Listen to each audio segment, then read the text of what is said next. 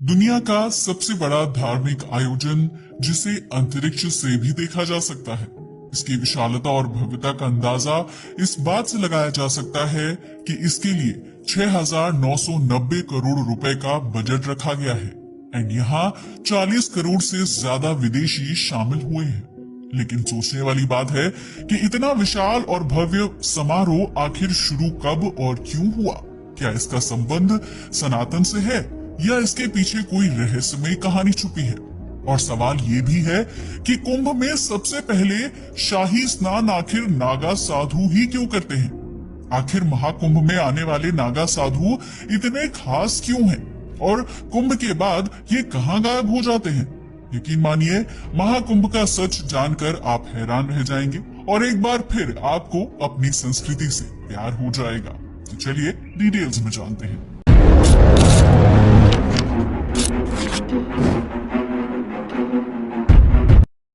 6,900 करोड़ का बजट, 40 करोड़ विदेशियों के साथ दुनिया का सबसे बड़ा धार्मिक इवेंट भारत में चल रहा है। यूं तो कुंभ हर 4 साल बाद आता है, लेकिन इस बार कुंभ नहीं महाकुंभ है, जो बेहद खास है क्योंकि ये हमारे और आपकी जिंदगी का पहला और आखिरी महाकुंभ है। क्यों? क्योंकि ये 144 साल बाद आता है। तो सवाल ये है कि इसकी शुरुआत आखिर कैसे हुई थी? महाकुंभ की बात करें तो ये गंगा, यमुना और सरस्वती के संगम पर होता है, जो उत्तर प्रदेश के प्रयागराज में है। मगर अफसोस, कलयुग में यहाँ गंगा और यमुना ही दिखाई देती है, क्योंकि सरस्वती कलयुग में कहीं अदृश्य हो गई है। अब सवाल तो ये भी है कि क्या सरस्वती कभी वास्तव में अस्तित्व में थी या फिर ये केवल एक धार्मिक मान्यता थी? क्या इसके पीछे छुपा है कोई रहस्य? वो भी जानेंगे, मगर सबसे पहले बात करते हैं कुंभ के इतिहास की। प्राचीन भारतीय ग्रंथों में कुंभ का कहीं स्पष्ट उल्लेख नहीं मिलता, लेकिन फिर भी ये भारत का सबसे बड़ा तीर्थ माना जाता है। इनफैक्ट 2017 में तो महाकुंभ को यूनेस्को ने tangible cultural heritage of humanity की लिस्ट में भी शामिल किया था, जिससे आप इसके ऐतिहासिक और सांस्कृतिक महत्व को समझ ही सकते हैं। वहीं अगर बात की जाए कुंभ वर्ड की, तो ये एक संस्कृत शब्द है जिसका अर्थ होता है कलश या घड़ा। लेकिन एक घड़ा दुनिया का सबसे बड़ा धार्मिक इवेंट कैसे बन गया, इसे समझने के लिए आपको प्राचीन कथाओं की ओर लौटना होगा, क्योंकि वहां इससे रिलेटेड एक नहीं बल्कि दो क्हानी है। दरअसल इसे प्राचीन कथाओं से जोड़ा गया है। ऐसा कहा जाता है कि भगवान विष्णु के वाहन गरुण अमृत कलश को ले जा रहे थे, क्योंकि उन्हें अपनी माँ को दासत्व से मुक्त करना था। लेकिन इसी दौरान अमृत की कुछ बूंदें भारत के 4 शहरों यानी हरिद्वार, उज्जैन, प्रयागराज और नासिक में गिर गई थी। तभी से इन 4 शहरों में कुंभ मेला लगने लगा। वैसे अगर आप गरुड़ की पूरी कहानी जानना चाहते हैं तो हमें कमेंट कीजिएगा, हम आपके लिए एक अलग वीडियो लेकर आएंगे, क्योंकि ये कहानी बेहद बड़ी है, यहाँ बताना संभव नहीं है। अब आगे बढ़ते हैं और जानते हैं महाकुंभ से जुड़ी दूसरी कहानी को। जी हाँ, इसके अलावा भी एक और कहानी है जो महाकुंभ से जुड़ी हुई है। ऐसा माना जाता है कि समुद्र मंथन के दौरान जब इंद्र का पुत्र जयंत अमृत कलश को ले जा रहा था, तो राक्षस उसका पीछा कर रहे थे।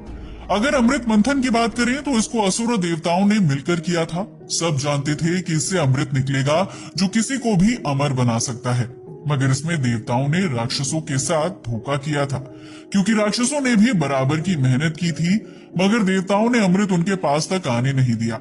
इनफैक्ट बृहस्पति जी ने तो पहले ही भगवान इंद्र के पुत्र जयंत को अमृत पकड़ा दिया था, जो उसे लेकर भाग गया था। जयंत इस कलश को लेकर 12 दिन तक घूमता रहा, जो 12 साल के बराबर था।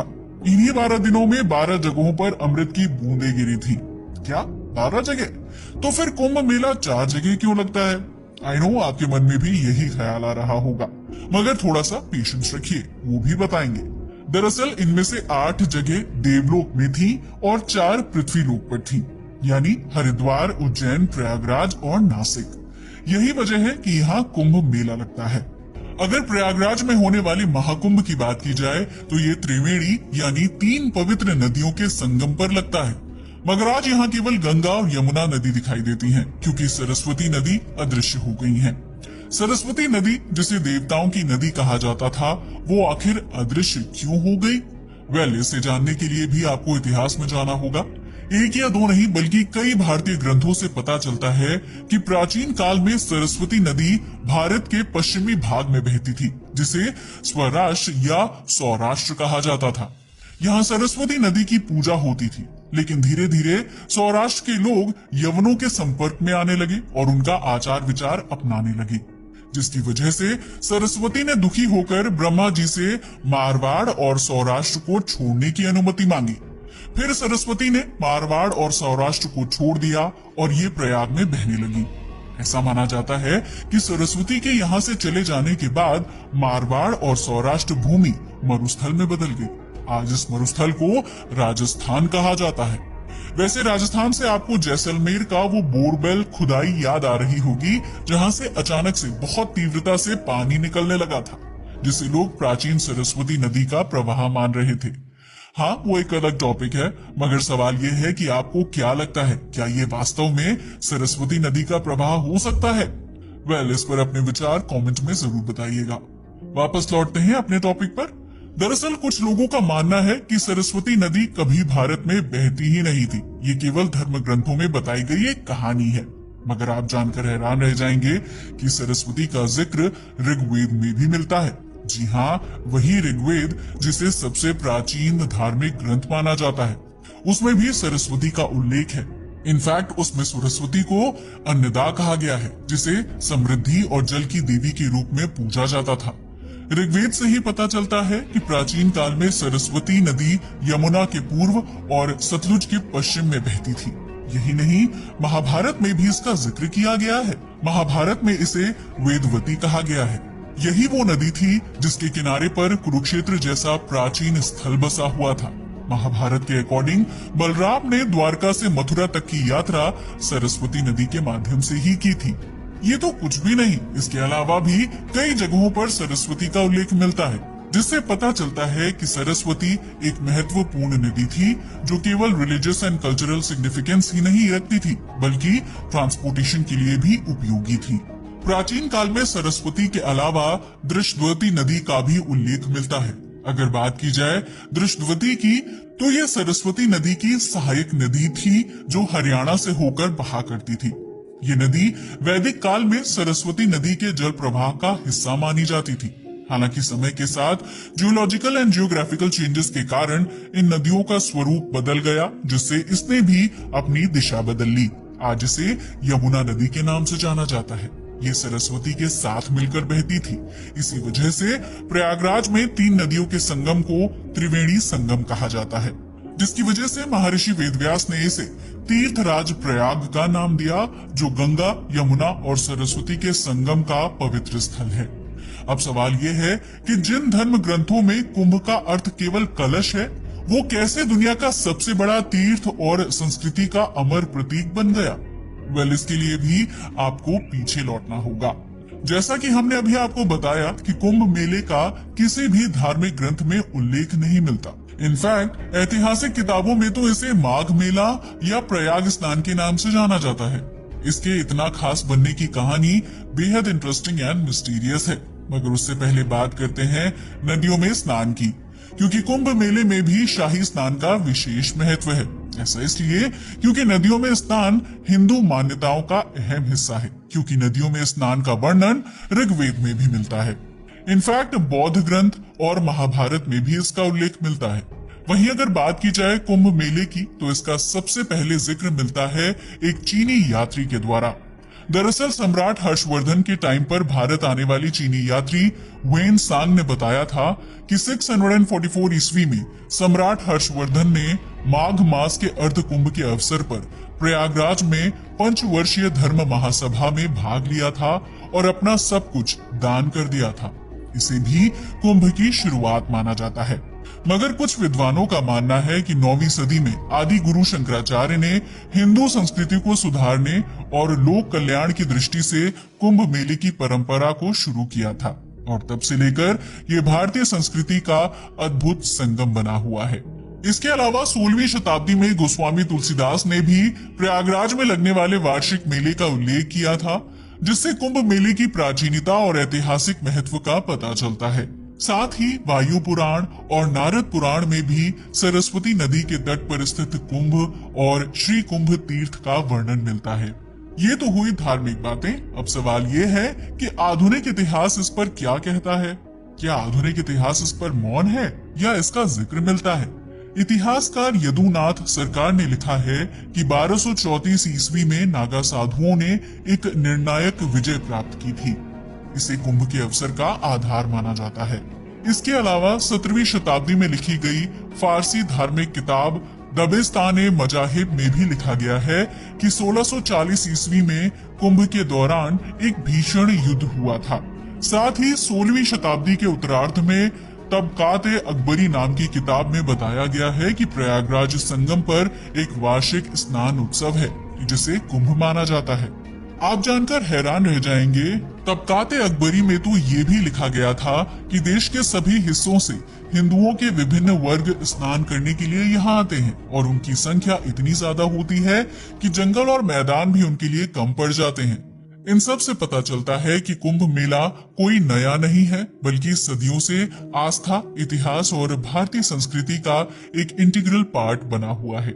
जैसा कि हमने अभी बताया कि 4 जगह पर कुंभ लगता है, मगर नासिक और उज्जैन में होने वाले कुंभ मेलों को सिंहस्थ कुंभ मेला कहा जाता है।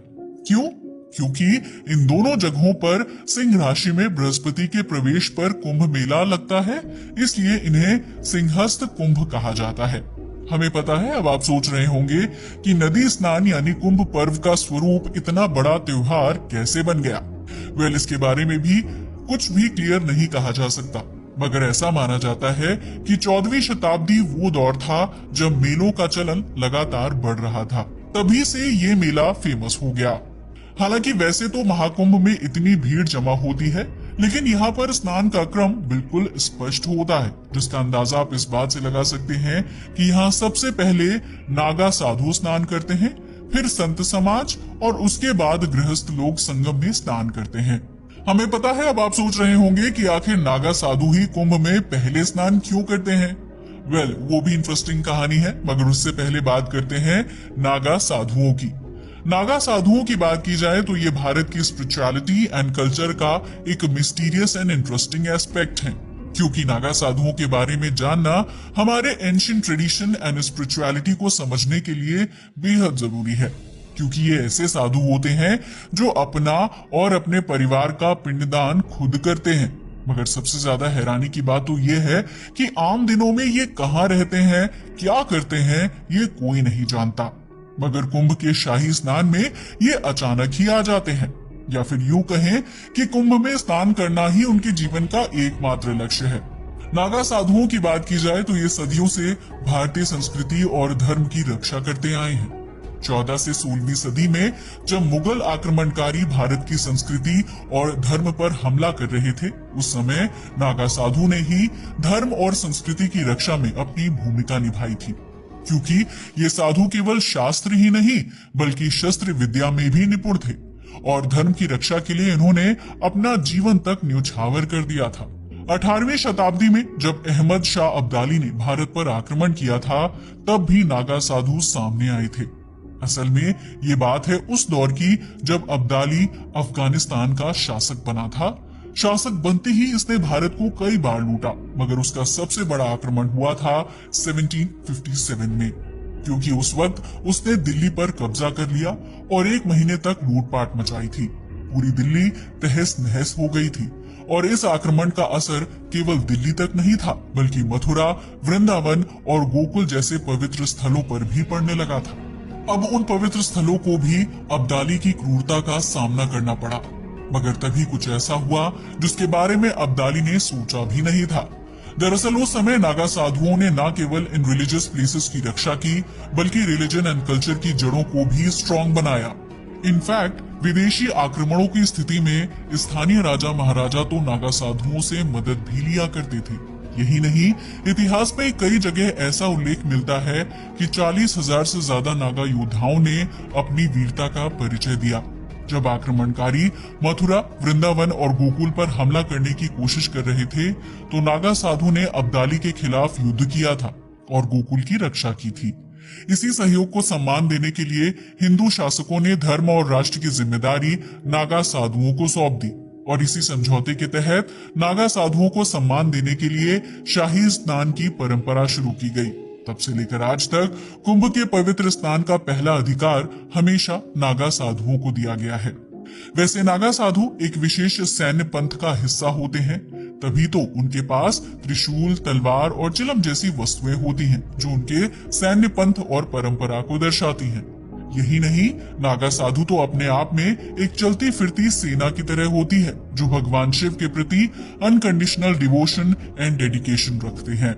वैसे एक बात तो है, नॉर्मली जब हम नागा साधु के बारे में ही सोचते हैं तो केवल पुरुष नागा साधु हमारे जहन में आते हैं, मगर महिला नागा साधु भी होती हैं। और अगर आप पुरुष और महिला नागा साधु के बारे में जानना चाहते हैं तो हमें कमेंट कीजिएगा, हम आपके लिए एक सेपरेट वीडियो जरूर लेकर आएंगे, क्योंकि ये हमारी संस्कृति का एक ऐसा हिस्सा है जो सबसे ज्यादा रहस्यमयी है।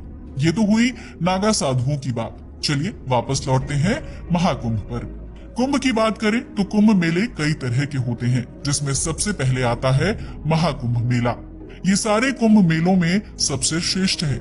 इसकी सबसे बड़ी खासियत ये है कि ये मेला 2 शताब्दियों में केवल एक बार होता है, यानी महाकुंभ का आयोजन 144 साल बाद प्रयागराज में किया जाता है। दरअसल इस मेले का आयोजन तभी होता है जब प्रयाग की महान धरती पर 12 पूर्ण कुंभ हो जाते हैं, तब प्रयागराज के तट पर महाकुंभ मेला होता है। 2025 में यही महाकुंभ आयोजित हो रहा है। दूसरे नंबर पर आता है पूर्ण कुंभ मेला। पूर्ण कुंभ मेला हर 12 साल में एक बार होता है। ये भारत की 4 पवित्र जगह यानी प्रयागराज, हरिद्वार, नासिक और उज्जैन में मनाया जाता है। हर 12 साल के अंतराल पर इन चारों जगहों पर कुंभ मेला लगता है। यहाँ पर भी श्रद्धालु पवित्र नदियों में स्नान करने आते हैं। तीसरे नंबर पर आता है अर्ध कुंभ मेला। अर्ध कुंभ मेला हर 6 साल के बाद मनाया जाता है और इसका आयोजन केवल 2 जगह पर होता है, यानी कि ये प्रयागराज और हरिद्वार में ही होता है। इसे अर्ध यानी आधे कुंभ मेले के आयोजन के रूप में देखा जाता है। और आखिरी होता है कुंभ मेला। कुंभ मेला हर 4 साल बाद भारत के 4 प्रमुख शहर हरिद्वार, नासिक, उज्जैन और प्रयागराज में लगता है। प्रयागराज में संगम में स्नान का विशेष महत्व होता है। और जैसा कि हमने अभी बताया कि 2025 में प्रयागराज में चल रहे महाकुंभ मेले के लिए उत्तर प्रदेश सरकार ने लगभग 6,900 करोड़ का बजट डिटरमाइन किया है। इन पैसों का इस्तेमाल 549 प्रोजेक्ट्स के लिए किया जा रहा है, जिनमें roads, sanitation, water purification and infrastructure का विकास शामिल है। इसके अलावा केंद्र सरकार ने 2,100 करोड़ का योगदान भी दिया है। मेला 56 दिन तक चलेगा और करीब 40 करोड़ तीर्थ यात्री यहाँ आए हैं। महाकुंभ के जरिए राज्य में इकोनॉमिक एक्टिविटीज से 2 लाख करोड़ तक का रेवेन्यू जनरेट होने का अनुमान है। सरकार ने इसके लिए एक बड़ा बजट रखा है, मगर सोचने वाली बात तो ये है कि इस पर खर्च करके आखिर सरकार को मिलता क्या है, तो वो भी बताएंगे। मगर सवाल ये है कि सरकार ने कुंभ मेले पर खर्च करना कब से शुरू किया था। तो बता दें कि ये आज की बात नहीं है, बल्कि ब्रिटिश शासन काल के दौरान से ही ये चलता आ रहा है। जी हाँ, आपने सही सुना, अंग्रेजों ने भी महाकुंभ पर खर्च किया था। असल में ये बात पूरी तरह से सच है कि अंग्रेजों के समय में भी कुंभ मेला लगता था और ये भारत की सांस्कृतिक और धार्मिक परंपराओं का हिस्सा था। इतिहासकारों के मुताबिक 1858 में कुंभ मेले का उल्लेख पहली बार ब्रिटिश रिकॉर्ड्स में किया गया था, जब प्रयागराज यानी तब के इलाहाबाद में मेले के दौरान क्राउड मैनेजमेंट की जरूरत पड़ी थी। ब्रिटिश अधिकारियों ने मेले के दौरान भीड़ और व्यवस्था बनाए रखने के लिए विशेष उपाय किए थे, क्योंकि इसमें लाखों की संख्या में तीर्थ यात्री शामिल होते थे। ये आयोजन अंग्रेजों के लिए भी भारत की परंपराओं और व्यवस्थाओं को समझने का एक जरिया था। ब्रिटिश काल के दौरान ही कुंभ मेले की व्यवस्थित रिपोर्टिंग और रिकॉर्ड रखना शुरू हुआ, जिससे ये और स्ट्रीमलाइन एंड सिक्योर बन सका। तो चलिए अब जानते हैं 1882 से 2025 तक महाकुंभ पर सरकार ने कितना बजट खर्च किया है और इस सरकार को कितनी आय हुई है। सबसे पहले बात करते हैं 1882 की। 1882 में होने वाले महाकुंभ पर 30,228 रुपए खर्च किए गए थे, जबकि मेले से 49,840 रुपीस की आमदनी हुई थी, जिसे राजकोष में जमा किया गया था। इसके बाद आया साल 1894। इस समय भारत की जनसंख्या 23 करोड़ हो गई थी और 10 लाख श्रद्धालुओं ने इसमें हिस्सा लिया था। इस पर 69,427 रुपए खर्च हुए थे। आज के हिसाब से ये 10.5 करोड़ रुपए होते हैं। 1906 में 25 लाख लोगों ने भाग लिया था और इसमें 90,000 रुपए खर्च हुए थे। 1918 में 1,37,000 रुपयों का बजट निर्धारित किया गया था। ऐसे ही लगातार बजट बढ़ता गया। अगर बात की जाए साल 2025 की, तो जैसा कि हमने अभी बताया 6,990 लाख करोड़ रुपए का बजट है, जबकि 2014 और 2019 में हुए कुंभ मेले पर 4,200 करोड़ रुपए का बजट इकट्ठा किया गया था। महाकुंभ के महत्व की बात की जाए तो महाकुंभ का हाई रिलीजियस सिग्निफिकेंस होता है। माना जाता है कि महाकुंभ के दौरान संगम यानी गंगा, यमुना और अदृश्य सरस्वती में स्नान करने से सोल प्यूरिफिकेशन एंड सैल्वेशन मिलता है। तभी तो ये एक अवसर होता है जब लाखों लोग अपने पापों से मुक्ति पाने के लिए पवित्र नदियों में स्नान करते हैं। साथ ही मेले में स्पेशल पूजा, हवन एंड साधना प्रोग्राम्स चलते ही रहते हैं। महाकुंभ में साधु संतों की भारी उपस्थिति होती है और धार्मिक संत इस आयोजन में अपने धार्मिक संदेश देते हैं। इसके अलावा ये साधु संतों के अखाड़े के लिए भी फेमस है। दरअसल महाकुंभ में साधु संतों के वेरियस एरेनाज शामिल होते हैं, जिनकी झांकियां भी बहुत अट्रैक्टिव होती हैं। 12 साल में होने वाले सामान्य कुंभ मेलों के मुकाबले हर 144 साल में महाकुंभ मेला लगता है, वो भी तब जब स्पेशल रिलीजियस कोइंसिडेंस होते हैं। एक्चुअल में ऐसा माना जाता है कि महाकुंभ के दौरान संगम पर एक special astrological and date effect होता है, जिससे ये मेला मोर इम्पोर्टेंट एंड बेनिफिशियल माना जाता है। मगर चाहे जो भी हो, महाकुंभ केवल एक रिलीजियस इवेंट नहीं है, बल्कि इंडियन कल्चर एंड ट्रेडिशन का एक अभिन्न हिस्सा भी है। ये एक ऐसा अवसर होता है जब लोग अपनी फेथ एंड बिलीफ के साथ एकजुट होते हैं। 2025 में भी महाकुंभ चल रहा है। वैसे तो बहुत सारे कारण हैं जिसके लिए ये खास है, मगर एक ऐसा रीजन है जिसने इसे और भी खास बना दिया है, और वो है किन्नर अखाड़ा। दरअसल 2025 में पहली बार किन्नर अखाड़ा को भी महाकुंभ में शामिल किया गया है, जो समानता को प्रदर्शित करता है। वैसे आपका महाकुंभ के बारे में क्या ख्याल है? अपनी राय को हमें कमेंट करके बताना ना भूलिएगा। आज के लिए बस इतना ही। वीडियो अच्छा लगा हो तो इसे लाइक और शेयर करें और हमारे चैनल को भी सब्सक्राइब करें। जय हिंद दोस्तों।